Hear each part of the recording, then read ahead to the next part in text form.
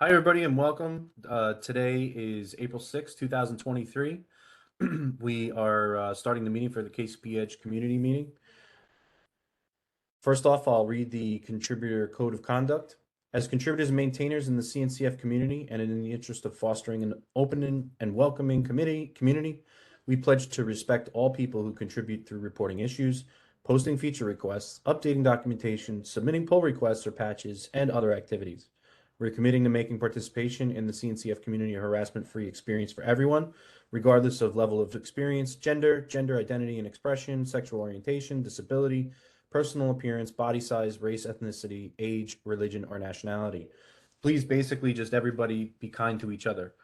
We do observe raising hands in this forum, so if you have a question or a comment, please raise your hand. I'll call on you. If there's somebody speaking at the time, they may also call on you if you have your hand raised. Let's see, I'll expose the issue now. So let's show what we've got going on here. Okay. So what do we have?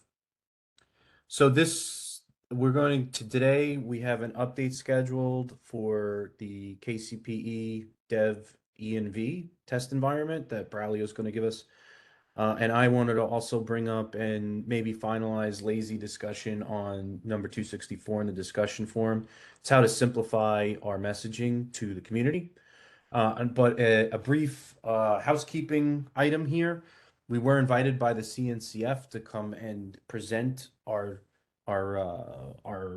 project to them.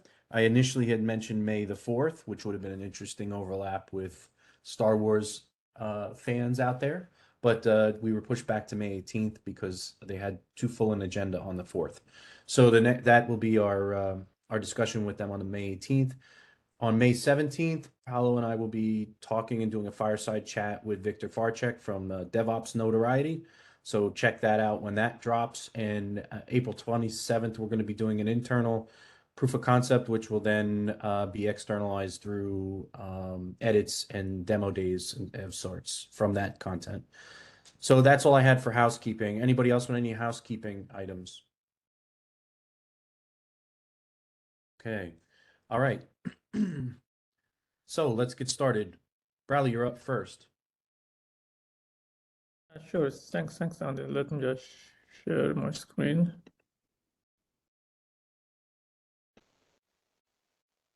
So we have complete the first version of our dev test environment.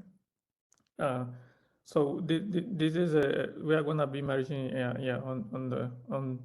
our main KCP-Edge repo very soon. We're gonna open PR. So but basically this is how you start. You can deploy it in your laptop. So we are implementing the stages that we have described here on the KCP-Edge website, where each stage is gradually introduced to you the different components of KCP-Edge and how they interact with it itself per se. So right now we have this implementation up to stage 3. So let me just also starting here on the I'll start installing my own laptop on the background. Okay, I think I was playing. Okay, I'll start it later. I was playing it before my own environment. Let's make sure I'm on the right directory per se. Directory structure. I have let me delete my any previous installations.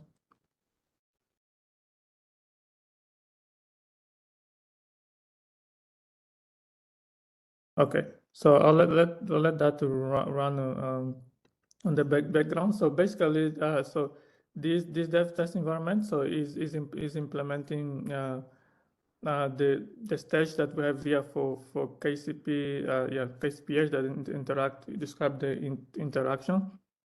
And to build this environment, we are using the KCP playground tool from Fabrice. From Fabrizio Pandini from the KCP community. So we are using the playground to deploy to bootstrap the environments that we need for KCP-Edge, the namespace to KCP, and also to deploy the API export and the resources that we need for KCP-Edge. So this is this let's just show the example of stage 2 and 3. So we are using so the playground tools allows you to deploy to build the KCP environment just by deploying a YAML file. They're gonna install the KCP. You can even build in kind classes. So we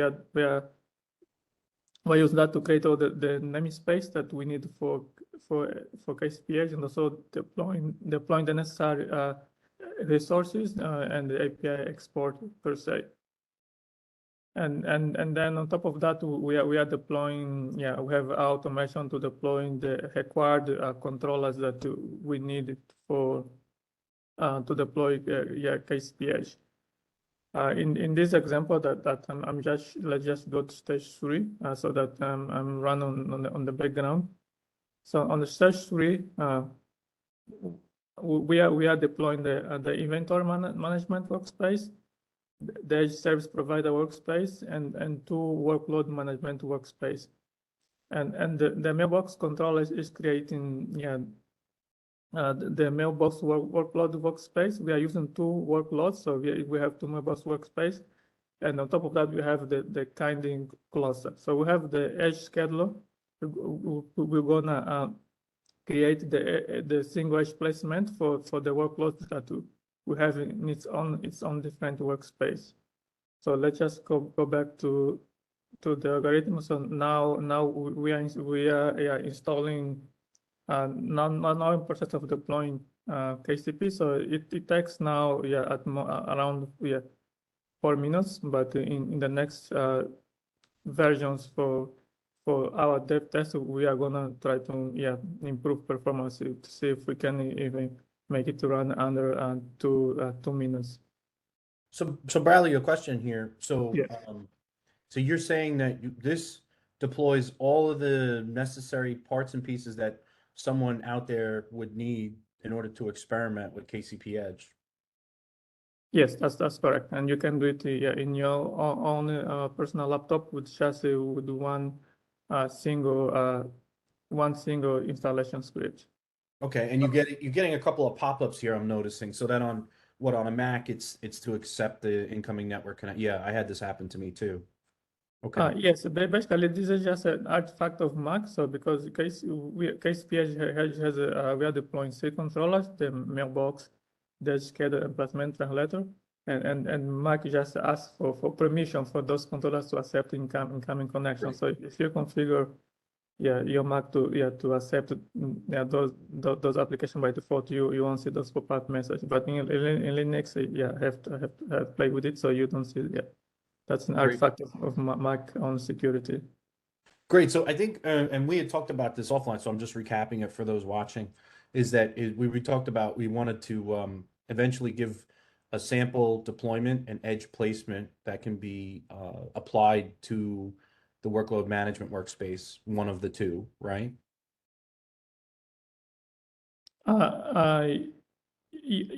So could you repeat your question? Yeah, so we said that we would supply in these directions at some point a sample deployment and an edge placement so that they can also test it, the users here, right? So we already deploying manifests for we have here already, we are creating the edge placement objects and those we are deploying, and also we have the workload that we are deploying is just a deployment and a namespace, a config map, and the deployment. So we are already deploying some So we can supply instructions on how to apply that to the workload management workspace, right? I mean, I know in the instructions you have now, it shows the result of it already being applied. So we can show them how to apply it, correct? Yes, we can show them to apply their own workload, even via the playground, because you just need to add your workload file on this folder, and they update the playground to be deployed with. So yeah, not even using the playground, just using kubectl. Yes, Okay, yes, good. definitely, yes. All right, and the second question I had was, we're planning on also showing people how to connect their own existing cluster to this environment, right? Yes, yes, definitely. So now we are creating two kind of clusters, yeah, by default, but definitely you can bring your own cluster. We are gonna update the instruction to provide that information. Great, thank you. Mike, you're up. Yeah, I just wanted to build on what you were saying. I think you're touching on the general topic of factoring this thing so that it's not a monolith, right? The first point you raised was really saying we should factor this into two parts. One, basically deploys this platform. And then the second part, and maybe we don't have it automated at all, it's just instructions so users can see how they would use the platform, That's cool. You could actually split it apart. Not a bad idea. right? Yeah, so And then, you don't even have to automate that part. That's great. Yeah. right. And then your other point was about even the platform in some sense should be factored, right? There's a particular choice here about what are the edge clusters to manage, but that's not an inherent part of the platform, right? So again, your point was one way to do this is with a couple of kind clusters that get spun up for demo purposes or dev purposes.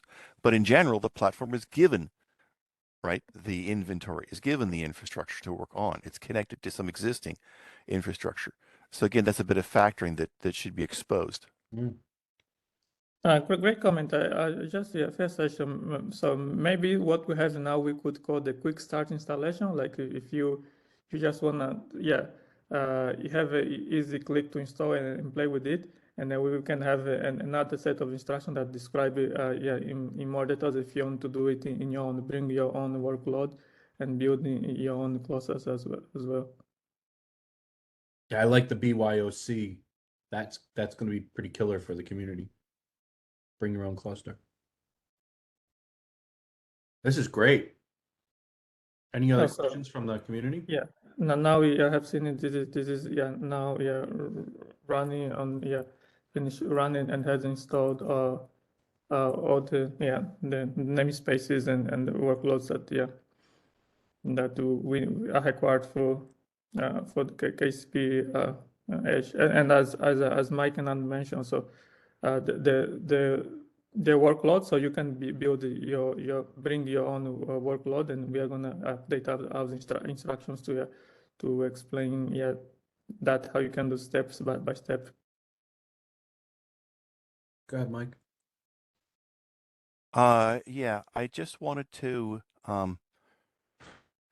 this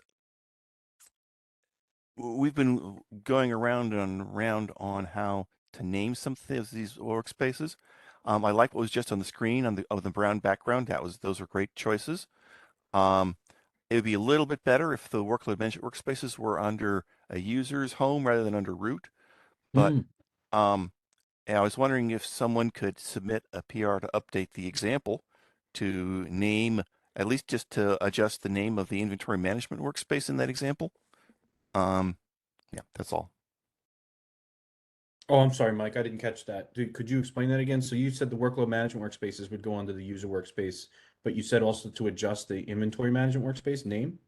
Yeah, in the example, it's not named like it is here. I like the way it's named. Oh. Right, got it. Sorry. So on the web page, right? Got it. Okay, great. Okay, great. So the workload namespace can be on a default user per se, workload namespace. I don't know, but default, but yeah, just some user. It makes it a little bit clearer that it's not platform. It's something that the user is bringing to the platform, right? Very Root good. stuff under root is platform type stuff. Stuff under user's home directory is what a user would bring to the party. Oh, okay, great. Yeah, make sure to That's make awesome. those changes. Yeah, and this is gonna become much clearer. Yeah, when I'll provide the step instructions as well. For you just to bring your own cluster and bring your own workload. Okay. That sounds fantastic. Yeah, yes. Thanks, Andy. All right, any other questions for Braulio? Braulio, thank you so much for showing us that. We'll make sure to make a big splash about that in the community. Yeah. Okay. Thank you. All right. So next up is, all right. So I just wanted to go through the discussion that's out here. So we can make this discussion as long or as short as you'd like to. The basic premise is I was out in, I was on Reddit posting some items and pointing people back to our community. And somebody struck out and says, what is KCP-Edge? They couldn't tell by reading our community documentation, at least the about page potentially, and others, what basically we did, right? So they were just not able to connect the concepts of what was being expressed in terms of words with what it is we are trying to bring to market with the community. So I thought it would be an interesting way to bring up and talk to folks in our audience that are not necessarily advanced Kubernetes users, could or could not be, but I think the good majority of the population reading the content on our forums that are out there are not Kubernetes experts. I would just go out on a limb and say that. So if you believe in that premise, I think that it would be great for us to kind of simplify the messaging on our site to do something a little bit more personable, something that people would take information from and be able to spread it on our behalf, and also, you know, include and understand it to the degree which they could use it themselves for something that they think is it's appropriate for. So Ezra from our community says had made some comments here that are offered up. I also made some comments to the person who was who had commented to me, and I had left those here. And then I'd also pulled in, yeah, this is some comments from Mike as well, and then I added some more simple language stuff that we had agreed upon earlier in the week about how we might describe the architecture that we're supplying. Does anybody have any information they'd like to add to this discussion, or believe that there's something else that we could include that would help our users understand?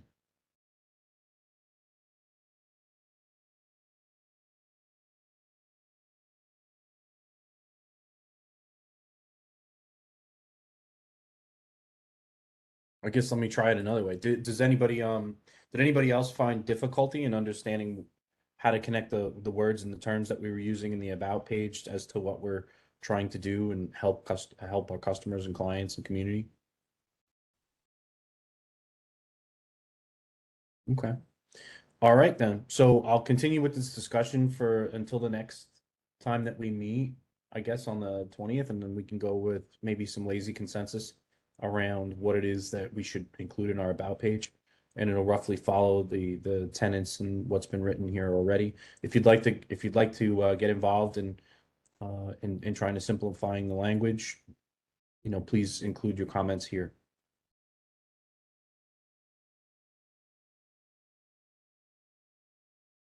All right, folks, I don't have anything more to add. Let's see, would it be, do we want to take this time that remains? Oh, Mike, go ahead. Yeah, I put something on the agenda. Okay, going back to it. Okay, Mike, you're up next. I don't know what you put on there, but go, let's do it. Placement translator and sync it. Yeah, right. I'm, making progress on the thing. I'm about ready to generate syncer configs. And, we've been kind of building from two sides of a chasm here, right? There's an existing syncer. Its config is different from the config that's implied by the edge placement object. So I'm hoping we can, meet somehow. I just wanted to explain where I'm at and why. And,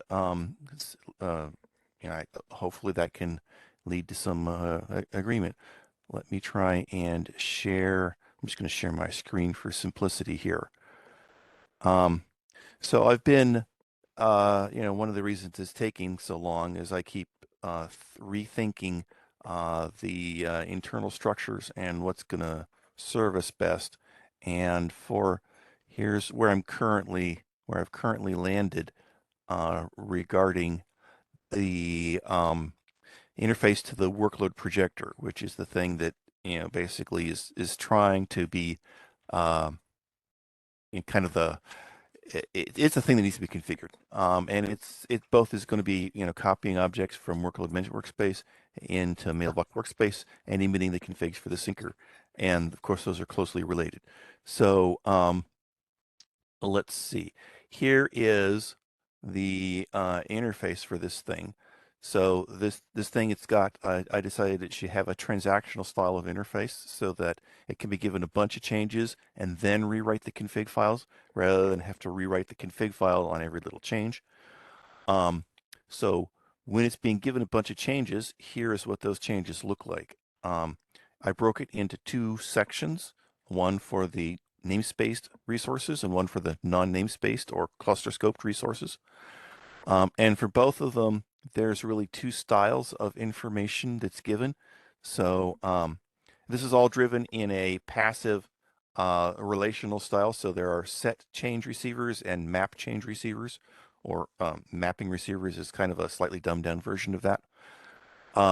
So you can see basically for each of the two kinds of resources, namespace and non-namespace, they're given sets of tuples describing what to go, and then also sets of, or not sets, but updates to maps that tell them additional details. And in all cases, those additional details look the same, which is it's a map from the destination. Sorry, projection mode key. Okay, that's destination and group resource, and then that's the API version. Because one of the problems is you have to pick an API version both to read from upstream and to write downstream. And this is dependent information. This other thing here is a set, so it's just a set of tuples saying, what's going to go is described in terms of source cluster, this other information here, and then the name of the namespace. That's for the namespaced objects or resources. So what we're saying here, notice, is that this is not paying attention to particular object names or identities. For the namespace resources, it is named, the namespace is the level of granularity in the edge placement object. So this configuration information here is going to say which namespaces of the contents of which namespaces are going to go. It doesn't say which individual objects in that namespace. Let's see here. And then for the cluster scope things, this distribution tuple here, it's it does have the individual object names. So if you compare, for example, these two distribution tuples, they both have a projection mode key, and they both have a source cluster. The source cluster is in this name. And then the difference is this one has a namespace name where this one has an object name. So that's even a little denormalized from what's available internally, but I thought that was a nice compromise. But this is different from the existing syncer config. This is still more orthogonal. So maybe I shouldn't expect, well, yeah, I'll stop here and ask for questions and invite review offline.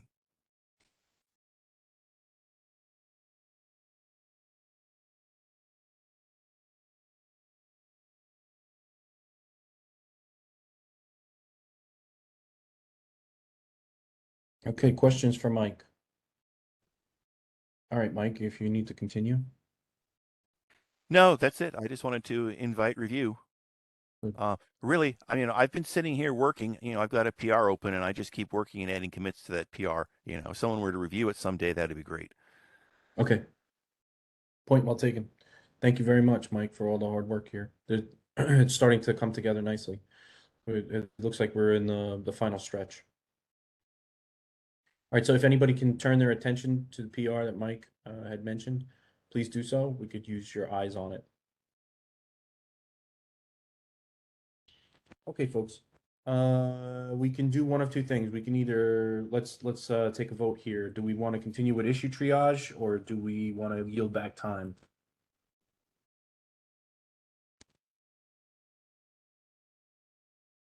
All right, give me a thumbs up if you'd like to do issue triage.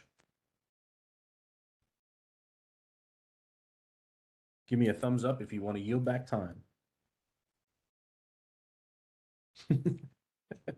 Or don't yet.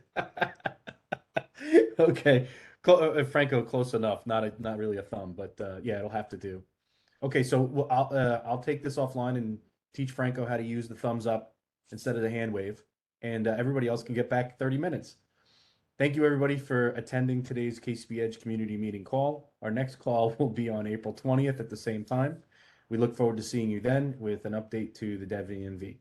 Take care, everybody. Thank you. Thank you. Bye.